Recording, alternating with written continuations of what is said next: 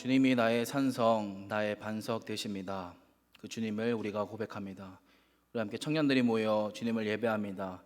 주님이 기뻐하신 예배, 주님이 받으신 예배 드릴 수 있도록 주께서 인도하여 주시옵소서. 성령 하나님 인정하고 환영하고 모셔드리고 의지합니다. 우리의 마음 문을 활짝 열고 주의 말씀을 듣고 주를 예배하는 시간 될 수 있도록 인도하여 주시옵소서. 감사합니다. 예수님의 이름으로 기도합니다. 아멘. 우리 말씀 봉독하도록 하겠습니다. 다니엘 3장입니다. 다니엘 3장 13절에서 18절의 말씀. 다니엘 3장 13절에서 18절의 말씀. 한 절씩 교독하도록 하겠습니다. 제가 먼저 읽고 여러분이 읽고 함께 교독하도록 하겠습니다. 제가 먼저 읽겠습니다. 느부갓네살 왕이 노하고 분하여 사드락과 메삭과 아벳느고를 끌어오라 말하매 드디어 그 사람들을 왕의 앞으로 끌어온지라. 느부갓네살이 그에게 물어 이르되 사드락 메삭 아벳느고야, 너희가 내 신을 섬기지 아니하며 내가 세운 금 신상에게 절하지 아니한다 하니 사실이냐? 이제라도 너희가 준비하였다가 나팔과 피리와 수금과 삼현금과 양금과 생황과 및 모든 악기 소리를 들을 때 내가 만든 신상 앞에 엎드려 절하면 좋거니와 너희가 만일 절하지 아니하면 즉시 너희를 맹렬히 타는 풀문풀 가운데에 던져 넣을 것이니 능히 너희를 내 손에서 건져낼 신이 누구이겠느냐 하니. 사드락과 메삭과 아벳느고가 왕에게 대답하여 이르되 느부갓네살이여, 우리가 이 일에 대하여 왕에게 대답할 필요가 없나이다. 왕이여, 우리가 섬기는 하나님이 계시다면 우리를 맹렬히 타는 풀무불 가운데에서 능히 건져내시겠고 왕의 손에서도 건져내시리이다. 함께 읽겠습니다. 그렇게 하지 아니하실지라도 왕이여, 우리가 왕의 신들을 섬기지도 아니하고 왕이 세우신 금신상에게 절하지도 아니할 줄을 아옵소서. 아멘. 벌써 설교를 3번째 하고 있습니다. 특이하네요, 경험이. 여러분도 졸리시죠? 나른하시고 우리 잠을 좀 깨겠습니다. 이렇게 좀 때리면서 잠을 좀 깨면서 말씀을 듣도록 하겠습니다. 나른하지만 조금 이제 말씀을 많이 깊이 있게 보면서 함께 말씀을 나누려고 합니다. 우리 제목을 같이 따라해 보겠습니다. 그렇게 하지 아니하실지라도. 한번 따라해 보겠습니다. 그렇게 하지 아니하실지라도. 그렇게 하지 아니하실지라도라는 제목으로 함께 말씀 나누도록 하겠습니다. 먼저 우리 핸드폰을 좀 꺼내 볼까요? 핸드폰을 꺼내서 우리 성경을 한 절 한 절 읽으려고 합니다. 그래서 성경 어플 딱 켜놓고 옆에다가 한 절씩 보면서 성경을 같이 한 절씩 읽어가면 좋을 것 같아요. 혹시 지금 까시는 분 없으시죠?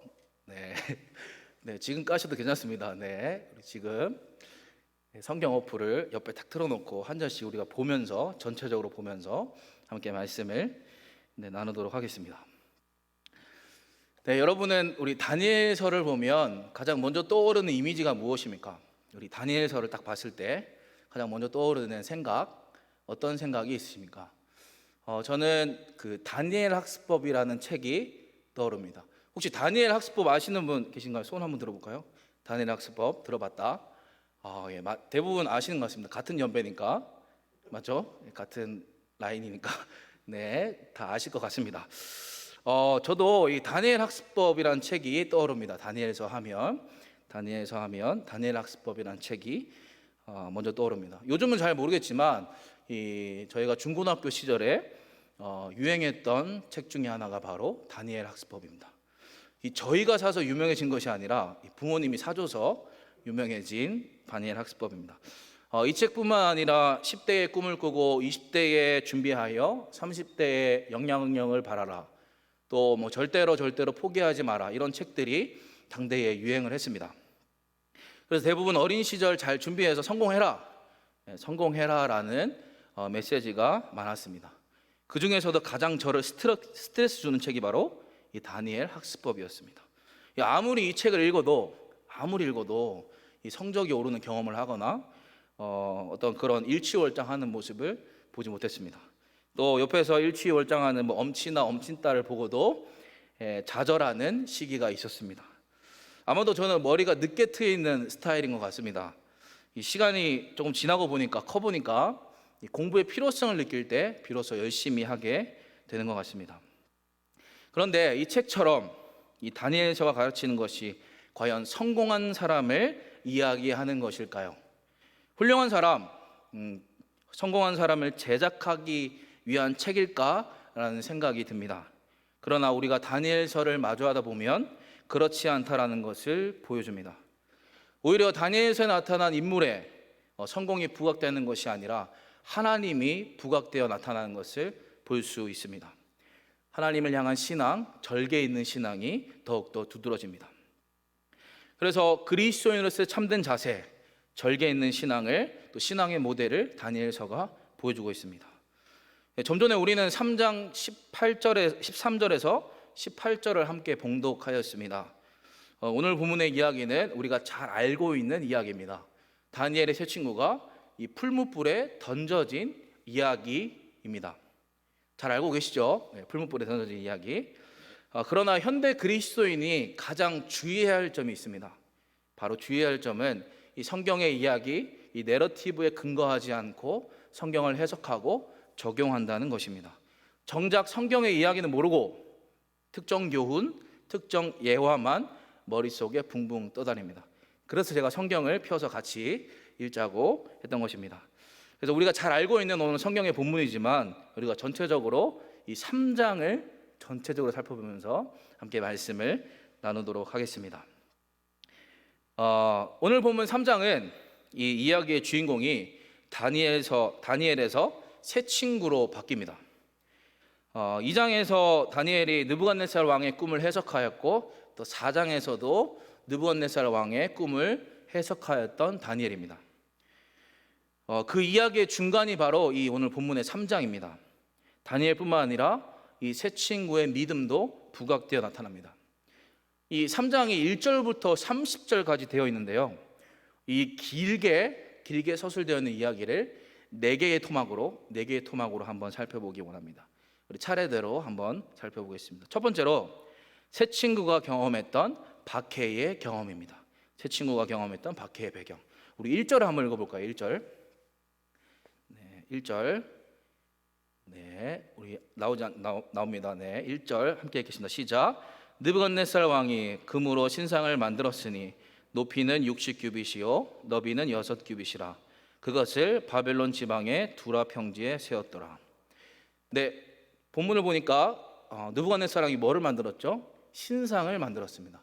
신상의 사이즈가 나옵니다. 높이는 60규빗, 그리고 너비는 6규빗이라 합니다. 60규빗은 한 30m 정도 됩니다. 그리고 너비는 6규빗, 한 3m 정도. 그러면 높이가 너비의 한 10배 정도 되는 사이즈의 신상을 만들었던 것 같습니다. 근데 가만히 생각해 보면 이 사이즈, 이 모양이 어떤가요? 좀 기이한 현상입니다. 높이는 길고 옆은 짧은 기이한 현상의 모습을 보여줍니다. 그래서 학자마다 이것을 뭐 바벨론의 어떤 마르둑 신상인지 아니면 느부갓네살 왕의 형상인지 여러 추측들이 있었습니다.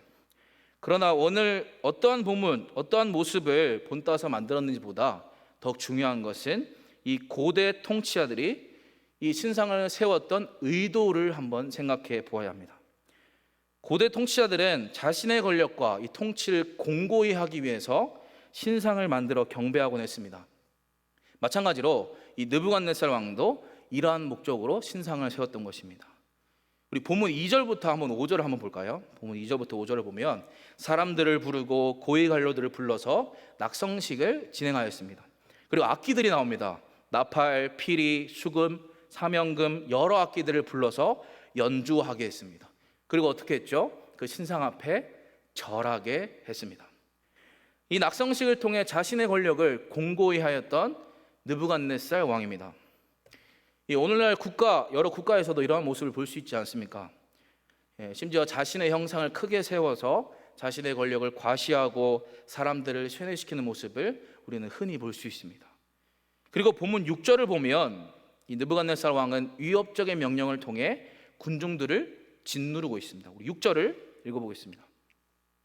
네, 6절 함께 읽겠습니다. 시작. 누구든지 엎드려 절하지 않는 자는 즉시 맹렬히 타는 풀무불에 던져 넣으리라. 네, 본문을 보니까 엎드려 절하지 않는다. 어떻게 한다고 합니까? 바로 풀무불에 던져 넣으리라 라고 이야기합니다. 위협적인 명령입니다. 불태워 죽이는 명령을 합니다. 그리고 이러한 형벌은 이 바벨론 제국뿐만 아니라 당대의 페르시아와 그리스 지역에서도 행해지던 형벌입니다. 이 골딩게이라는 구약학자가 있는데요. 이 형벌이 이 벌집 모양으로 만들어졌고 그것을 뚜껑을 열어서 사람을 던졌다고 합니다. 그리고 사람들이 볼 수 있도록 연문을 만들어서 사람들이 많이 볼 수 있도록 만들어졌다라고 추정하기도 합니다. 끔찍한 형벌, 모두가 볼 수 있었던 것임을 보여줍니다. 이러한 위협적인 명령을 통해 느부갓네살 왕은 강요된 경배를 요구했습니다. 자신의 업적과 자신을 보호한다는 신에게 절하도록 하였습니다. 그 왕권을 신격화하고 오만함을 나타냈던 느부갓네살 왕입니다. 이것을 보며 우리는 느부갓네살의 무소불위한 권력을 볼 수 있습니다. 이때 본문을 보면 본문 8절을 보면 어떤 사람들이 등장합니다. 우리 8절을 한번 읽어볼까요? 8절, 3장 8절 함께 읽겠습니다. 시작. 그때에 어떤 갈대아 사람들이 나와 유다 사람들을 참소하니라. 어떤 사람들, 갈대아 사람들이 나옵니다. 이 갈대아 사람들은 누구를 가리킬까요? 바로 2장과 4장에서 나오는 이 왕의 꿈을 풀어주는 술사 집단, 꿈을 해석해주는 술사 집단으로 나옵니다. 아마도 조금 더 전문가 집단으로 보입니다. 이 바벨론 사람들 중에서도 전문적인 점술가가 아니었을까라고 생각해 볼 수 있습니다. 그런데 그들이 유다 사람들을 어떻게 하였습니까? 참소하였다라고 합니다. 참소, 좀 어려운 말인데요. 이 참소를 원문으로 직역하면 그들의 조각을 먹어버리다라고 직역해 볼 수 있습니다. 바로 다른 사람의 조각을 먹어 치워버린다는 것입니다. 다른 이의 것을 시기하고 질투하고 다른 이가 가져가야 할 것을 먹어 빼앗는다는 것입니다. 아마도 이 유다 사람들이 새 친구를 시기하고 질투했던 갈대아 사람들의 모습을 보여줍니다. 그리고 느부갓네살 왕에게 참소한 내용을 우리 11절과 12절에서 볼 수 있는데요. 우리 11, 12절을 함께 읽어보겠습니다. 11, 12절 함께 읽을까요? 시작. 누구든지 엎드려 절하지 않는 자는 맹렬히 타는 풀무불 가운데에 던져 넣음을 당하리라 하지 아니하셨나이까. 이제 몇 사람 유다 사람 사드락과 메삭과 아벳느고는 왕이 세워 바벨론 지방을 다스리게 하신 자이거늘 왕이여 이 사람들이 왕을 높이지 아니하며 왕의 신들을 섬기지 아니하며 왕이 세우신 금신상에게 절하지 아니하나이다. 갈대아인 입장에서 변방 출신이라 할 수 있는 이 유대인들과의 경쟁에 밀렸으니 이 기회를 삼아서 그들을 제거하려고 시도한 것입니다. 왕의 명령을 핑계 삼아 그들을 합법적으로 제거하려고 했던 것입니다. 이 왕의 명령을 불복하는 반역자로, 또 종교적으로는 신상에 절하지 않는 무신론자로 고발합니다. 이 당대의 다신론이 지배하던 세계에서 하나님만을 섬기는 유다 사람들은 아마도 신의 권위를 무시하고 질서를 거부하는 자로 보였을 것입니다. 이 기본 질서를 부정하는 자들로 보였을 것입니다. 이 다니엘의 세 친구의 박해의 배경이 이렇습니다. 느부갓네살 왕은 신상을 세우고 그 앞에 절하게 했습니다. 그리고 그것을 경배하지 않는 자에게는 엄중한 처벌을 내렸습니다. 그리고 갈대아 사람들은 그들을 시기하고 질투하며 제거하려고 시도하였습니다. 이러한 박해의 배경 속에 어려움을 겪게 됐던 세 친구들입니다. 우리 두 번째로 우리 세 친구가 받았던 박해를 한번 살펴보겠습니다. 우리 본문 14절 읽어볼까요? 본문 14절. 본문 14절. 함께 읽어보겠습니다. 핸드폰으로 보시고 함께 읽겠습니다. 시작. 느부갓네살이 그들에게 물어 이르되 사드락과 메삭 아벳느고야 너희가 내 신을 섬기지 아니하며 내가 세운 금신상에게 절하지 아니한다 하니 사실이냐? 느부갓네살 왕은 이 세 친구를 불러서 신문합니다. 그리고 자신이 세운 금신상에게 절하지 아니하였느냐라고 물어봅니다. 그리고 다시 한번 그 신상 앞에 절할 것을 요구합니다. 우리 15절을 또 읽어보겠습니다. 15절 함께 읽겠습니다. 시작. 이제라도 너희가 준비하였다가 나팔과 피리와 수금과 삼현금과 양금과 생황과 및 모든 악기 소리를 들을 때 내가 만든 신상 앞에 엎드려 절하면 좋거니와 너희가 만일 절하지 아니하면 즉시 너희를 맹렬히 타는 풀무불 가운데 던져 넣을 것이니 능히 너희를 내 손에서 건져내시니 누구이겠느냐 하니. 왕이 다시 말하기를 음악이 울릴 때 신상에 절하면 살려줄 것처럼 이야기합니다. 이 구절에서 우리가 주목해야 할 두 가지가 있습니다. 첫 번째는 내가 만든 신상 앞에라는 표현입니다. 바로 자신이 세운 신상처럼 이야기한 것입니다. 왕은 그 신상과 자신을 동일시합니다. 그리고 신상에게 절하는 것과 자신에게 순종하는 것이 다르지 않음을 이야기합니다. 두 번째 표현은 능히 너희를 내 손에서 건져내시니 누구이겠느냐라는 것입니다. 이것 또한 자신의 권세를 앞세우는 모습을 보여줍니다. 그 어떤 신보다 자신이 더 강함을 내세우는 것입니다. 삶과 죽음을 결정하는 것은 하나님이신데, 신의 역할인데, 자신이 그것을 정하는 것처럼 표현합니다. 자신의 한계를 인정하지 않고 신의 자리를 탐하는 모습을 보여줍니다. 신의 역할을 자처하는 느부갓네살 왕입니다. 이러한 모습도 우리가 흔히 볼 수 있는 독재자들 속에서도 나타납니다. 그들은 자신이 신에 의해 세워진 존재라 주장합니다. 그리고 사람들로 하여금 자신과 자신의 권력 앞에 굴복할 것을 요구합니다. 이 종교를 장려하고 후원하지만 자신의 권력을 인정하고 순종하는 수단으로 삼습니다. 자신을 지지하고 보호하도록 종교를 이용합니다. 이와 같은 권력자들의 모습 앞에서 그리스도인들은 참된 권위를 갖고 계시는, 또 그것을 맡기시는 하나님을 드러내야 합니다. 어떠한 타협도 허용되지 않습니다. 뒤로 물러설 수 없습니다. 이러한 결연한 모습이 또 오늘 본문의 새 친구를 통해서 나타나는 것을 볼 수 있습니다. 이 새 친구는 결연하게 그 왕의 명령을 거부합니다. 우리 16절을 보면 이렇게 되어 있습니다. 우리가 이 일에 대하여 왕에게 대답할 필요가 없나이다. 당당하게 그것을 거부하는 모습을 보여줍니다. 또한 더 놀라운 고백이 이어져서 나옵니다. 우리 17절과 18절을 읽어보겠습니다. 17, 18절 함께 읽겠습니다. 시작. 왕이여, 우리가 섬기는 하나님이 계시다면 우리를 맹렬히 타는 풀무불 가운데서 능히 건져내시겠고 왕의 손에서도 건져내시리이다.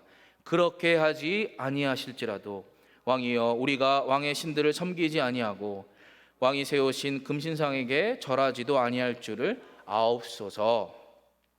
왕이 풀무불에 던진다 하더라도 하나님께서 능히 건져내실 것을 새 친구는 고백합니다. 그렇게 믿습니다. 그리고 자신들이 믿고 섬기는 하나님이 왕과 그 왕이 세운 신상보다 더 크고 강하신 하나님이심을 고백한 것입니다. 이렇게 왕의 명령을 거부하였던 새 친구는 어떻게 되었을까요? 우리 세 번째, 주의 보호하심을 경험하는 새 친구입니다. 우리 어떻게 주의 보호하심을 받았는지 한번 살펴보겠습니다. 19절입니다. 우리 본문 19절. 본문 19절인데요. 같이 한번 읽어볼까요? 19절 시작. 느부갓네살이 분이 가득하여 사드락과 메삭과 아벳느고를 향하여 얼굴빛을 바꾸고 명령하여 이르되 그 풀무불을 뜨겁게 하기를 평소보다 7배나 뜨겁게 하라 하고. 느부갓네살 왕은 그 새 친구의 거부에 노하였습니다. 그리고 벌하려고 합니다. 그리고 그 풀무불을 어떻게 합니까? 7배나 뜨겁게 하라 합니다. 그리고 7배나 뜨겁게 하고 그들을 옷을 입힌 채 풀무불에 던지라고 합니다. 7배라고 하는 것은 우리가 잘 알고 있기로 완전수의 의미를 갖습니다. 최고조로 가장 뜨겁게 했다는 뜻입니다. 그리고 이 옷을 입혔다는 것도 의미가 있습니다. 보통 당대의 처형 과정에서는 옷을 벗기고 처형을 진행하였습니다. 하지만 옷을 입혔다는 것은 더 잘 타도록 그렇게 풀무불에 던진 것으로 보입니다. 그런데 신기한 일이 일어납니다. 풀무불에 던진 사람은 세 사람인데 이 왕의 눈에는 네 사람으로 보인 것입니다. 우리 24절과 25절을 읽어보겠습니다. 24, 25절 함께 읽겠습니다. 시작. 그때에 느부갓네살 왕이 놀라 급히 일어나서 모사들에게 물어 이르되 우리가 결박하여 불 가운데 던진 자는 세 사람이 아니었느냐 하니 그들이 왕에게 대답하여 이르되 왕이여 올소이다 하더라. 왕이 또 말하여 이르되 내가 보니 결박되지 아니한 네 사람이 불 가운데 다니는데 상하지도 아니하였고 그 넷째 모양은 신들의 아들과도 같도다 하고, 당연히 왕은 이 풀무불에 들어갔던 이 세 친구가 죽을 줄 알았습니다. 뜨거운 풀무불에 당연히 죽고 상황은 종료될 줄 알았습니다. 그런데 그렇게 되지 않았습니다. 오히려 신기한 일이 일어납니다. 그들이 상하지 아니하였고 결박되지 않는 상태였습니다. 그리고 세 사람이 아니라 네 사람으로 보입니다. 이 네 번째 사람을 어떻게 표현합니까? 본문에 보면 신들의 아들과 같도다라고 합니다. 누구를 가리킬까요? 천사를 가리킵니다. 천사가 함께한 것입니다. 그 풀무불 안에서 천사가 함께한 것을 보여줍니다. 그렇다면 이 천사가 함께한 것은 어떠한 의미일까요? 바로 하나님께서 이 세 친구의 믿음대로 그들을 지켜주시고 보호하시기 위해 보내신 존재라는 것입니다. 하나님의 보호하심, 하나님의 임재하심을 볼 수 있는 것입니다. 또 우리 26절과 27절을 읽어보겠습니다. 26, 27절 함께 읽겠습니다. 시작. 느부갓네살이 맹렬히 타는 불무불 아기 가까이 가서 불러 이르되 지극히 높으신 하나님의 종 사드락 메삭 아벳느고야 나와서 이리로 오라 하매 사드락과 메삭과 아벳느고가 불 가운데서 나온지라. 총독과 지사와 행정관과 왕의 모사들이 모여 이 사람들을 본즉 불이 능히 그들의 몸을 해하지 못하였고 머리털도 그을리지 아니하였고 겉빛도 변하지 아니하였고 불탄 냄새도 없었더라. 세 친구의 상태가 어떻습니까? 불이 능히 그들을 해하지 못했습니다. 머리털도 그을리지 아니하고 겉옷빛도 변하지 아니하였습니다. 또 어떻게 합니까? 심지어 옷에 불탄 냄새도 없었다고 합니다. 우리 요즘 캠핑 많이 하시니까 아시죠? 당연히 냄새 배기는 거. 근데 냄새도 안 배겼다고 합니다. 신기한 일입니다. 놀라운 사건, 놀라운 기적을 경험한 세 친구입니다. 그런데 우리는 이 사건 속에서 하나님이 어떻게 역사하셨는지 보아야 합니다. 하나님은 그들을 이 풀무불에서 쏙 빼내시거나 풀무불을 완전히 없애지지 않으셨습니다. 그들을 순간 이동시키지 않으셨습니다. 왜 그렇게 하셨을까요? 바로 보호하신 것입니다. 하나님이 보호하시고 풀무불에 있을 때 그것을 없앤 것이 아니라 그 안에 보호하시고 임재하심을 드러낸 것입니다. 주의 사자를 보내셔서 함께 하시며 보호하셨다는 그 모습을 보여준 것입니다. 그들의 겪었던 고난이 면제되는 것이 아니라 그 속에서 보호하시며 임재하셨던 하나님을 보여줍니다. 이 놀라운 사건을 경험했던 느부갓네살 왕은 그들의 하나님을 고백합니다. 우리 네 번째 세 친구의 하나님을 고백하는 느부갓네살 왕입니다. 우리 28절을 읽어보겠습니다. 28절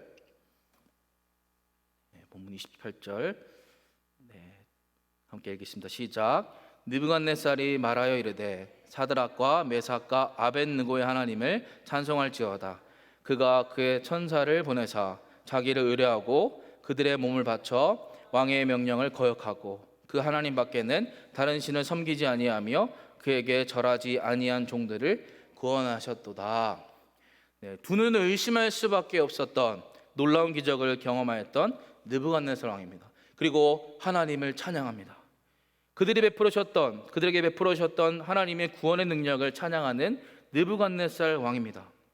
그리고 뒤 구절을 보면 이후에 후속 조치도 함께 이어갑니다. 조서를 내려서 그들이 고백한 하나님을 경솔히 여길 경우 벌을 내리겠다 합니다. 그리고 그들을 바벨론 땅에서 지위를 높여줍니다.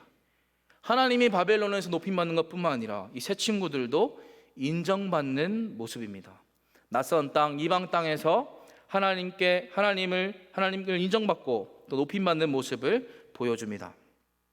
이 다른 것에 굴복하지 않고 오직 하나님을 높일 때 낯선 땅에서도 인정받는 새 친구들입니다.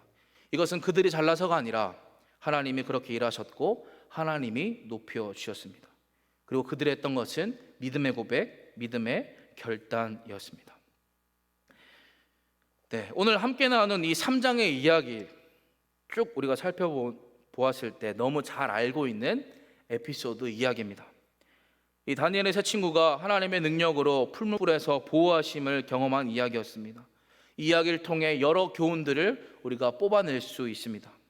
다른 신들에게 굴복하지 않는 절개 있는 신앙, 절대 권력 앞에서 저항하는 신앙, 또 하나님을 고백하는 이방 왕도 하나님을 고백하는 하나님의 통치하심을 볼 수 있습니다. 이렇게 여러 교훈들을 우리가 적용해 볼 수 있습니다. 그러나 저는 오늘 본문의 세 친구의 고백 가운데 한 가지를 집중해 보고 싶습니다. 바로 그렇게 하지 아니하실지라도 라는 고백입니다. 이 고백이야말로 참된 신앙의 표지가 아닐까 싶습니다. 우리 17절과 18절을 다시 한번 읽어보겠습니다. 17절과 18절 함께 읽겠습니다. 시작. 왕이여, 우리가 섬기는 하나님이 계시다면 우리를 맹렬히 타는 풀무불 가운데서 능히 건져내시겠고 왕의 손에서도 건져내시리이다. 그렇게 하지 아니하실지라도 왕이여, 우리가 왕의 신들을 섬기지도 아니하고 왕이 세우신 금신상에게 절하지도 아니할 줄을 아옵소서. 세 친구는 하나님께서 자신들을 풀무불에서 건지실 것을 고백합니다. 왕의 손에서 건져실 것을 이야기합니다. 그러나 그들의 고백은 어떻습니까? 그렇게 하지 아니하실지라도, 그리하지 아니하실지라도 라고 고백합니다. 그렇게 왕의 신들을 섬기지 않고 금신상에 절하지 않겠다고 고백합니다. 놀라운 신앙의 고백입니다.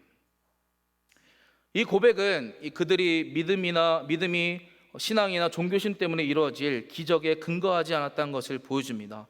오직 하나님만 붙들었다는 것을 보여줍니다. 비록 생명을 잃게 되더라도 틀린 것은 틀린 것이고 하지 말아야 할 것은 하지 말아야 한다고 보여준 것입니다.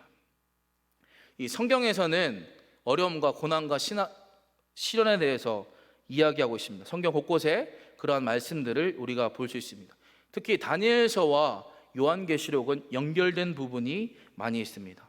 특히 우리 요한계시록에 나타난 빌라델피아 교회를 향한 메시지를 통해 오늘 본문과 나타난 이 신앙의 고백과 연결해서 생각해 볼 수 있습니다. 우리 3장 10절인데요. 요한계시록 3장 10절 띄워주시고 함께 읽도록 하겠습니다. 함께 읽겠습니다. 시작. 네가 나의 인내의 말씀을 지켰은즉 내가 또한 너를 지켜 시험의 때를 면하게 하리니 이는 장차 온 세상에 임하여 땅에 거하는 자들을 시험할 때라. 보시면 인내의 말씀을 지켰은즉 지킨 자에게 하나님께서 시험의 때를 면하게 하리니 말씀합니다. 이 시험의 때를 면하게 한다는 것은 우리가 생각할 때 시험이 면제되는 것인가 없어지는 것인가 생각할 수 있습니다.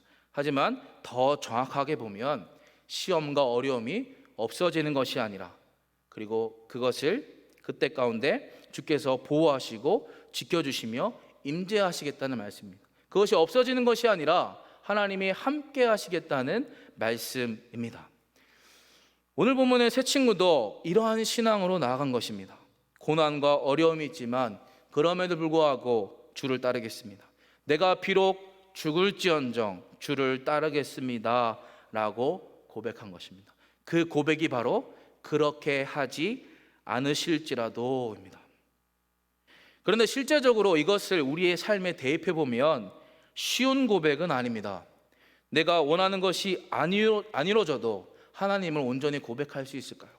정말 내가 바라는 대로 평생 이루어지지 않아도 하나님을 온전히 신뢰하고 고백할 수 있을까요? 이 고백은 쉽지 않은 고백입니다. 그래서 세상은 이렇게 우리에게 속삭입니다. 오늘날 우리가 겪고 있는 박해가 이런 것이 아닌가 싶습니다. 너 이렇게 안 되는데 하나님을 믿을 수 있겠냐? 너 이렇게 끝까지 괴롭고 아플 건데 계속해서 하나님을 믿을 수 있겠냐라고 속삭입니다. 원망과 분노라는 신, 비겁함이라는 신, 절망과 불안이라는 신, 조작된 성공이라는 신이 우리에게 한 번만 엎드리라고 속삭입니다. 한 번만 굴복하면 원하는 것을 얻을 수 있고 잘 될 수 있다고 속삭입니다. 이 속삭임 앞에 그럼에도 불구하고 주를 따라가는 삶이 바로 진짜 믿음, 진짜 신앙입니다. 그러므로 우리의 기도가 이렇게 달라져야 할 것입니다.